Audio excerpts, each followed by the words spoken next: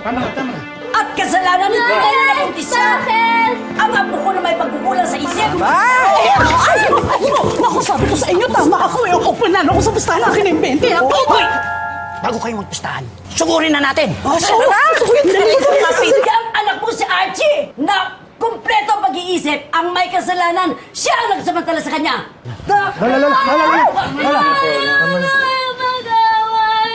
Adaba, tama na. Kung ano pa masabi mo, nandiyan mga bata, oh. Nanay, bakit po kayo nagagalit? Mama La, Lavi, bakit po kayo nag-aaway? Lola Ani, pasensya na po sa sinabi sa inyo ni Mami. Teka, sandali.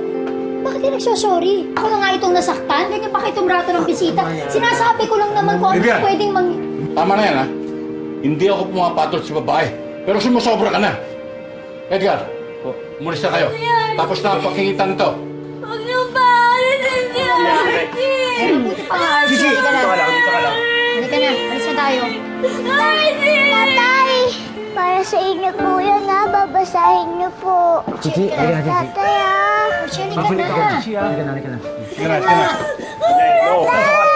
Ay, sa kwarto.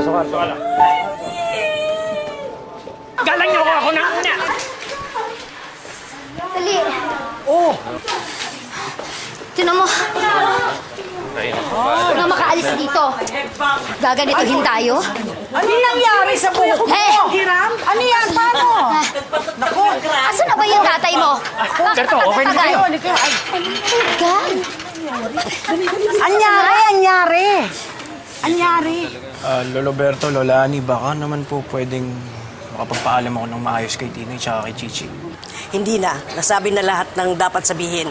Wala na kaming gustong marinig galing sa'yo. O di fine. Kung ayaw niyo ho, edi wag. Anak, huli ka na. Siya pa ang matapang, oh. Amo, oh. Pasensya na po lang, kakausapin ko na lang po. Sige po.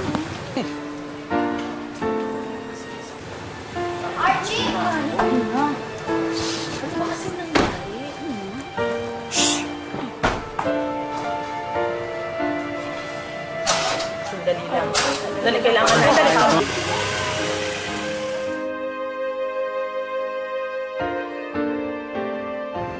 Tito Peter, hindi na po ba magbabati sina Mama La at si Lavi? Kasi po tuwing nagkikita po sila, lagi po sila nag-aaway. Chichi, nagagalit lang naman si Lola kasi kung ano-anong sinasabi ng mami ni Archie. Pinagtatanggol niya lang kayo. I can't believe na pinaalis kayo ulit sa bahay nila. To think kasama pa kayo, tita. Sabi mo pa. Harsh naman nila. Kaya naman kasi sila nag-react ng gano'n dahil sa sinabi ni Mami, babe. Oo na. Kasalanan ko na. Ako na. Pero si Archie, mabait sa love niya kami ni Chichi.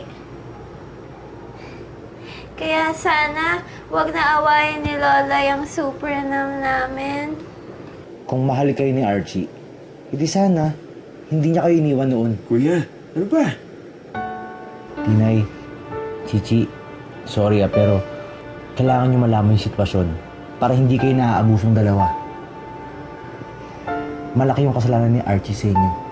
Kaya dapat, hindi kayo basta-basta nagpapatawad. Kuya, tinuturuan mo yung dalawang magtanim ng samaan ng loob eh.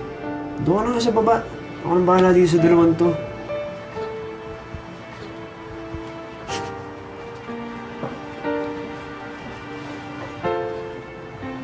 Eh, ano na yun si Kuya.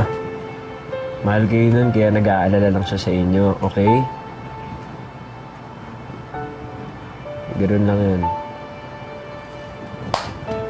Happy lang. Tapos naman kasi ba't mo ginawa yung kalanino at Tinang? Hindi naman kinakailangan. Ang usapan, susuportahan natin si Archie. Eh wala, ginalit mo. Binigyan mo sila ng dahilan para hindi patawari itong bata. Eh, anong gusto niyo gawin ko? Kahit na anong hilingin ni Tinay, pagbigyan na lang natin. Kung gusto niyan doon matulog si Archie, papayag ako. At sa susunod, hindi niya na ipawawalang bisa ang kasal nila ni Archie, ganun ba? Excuse me lang po.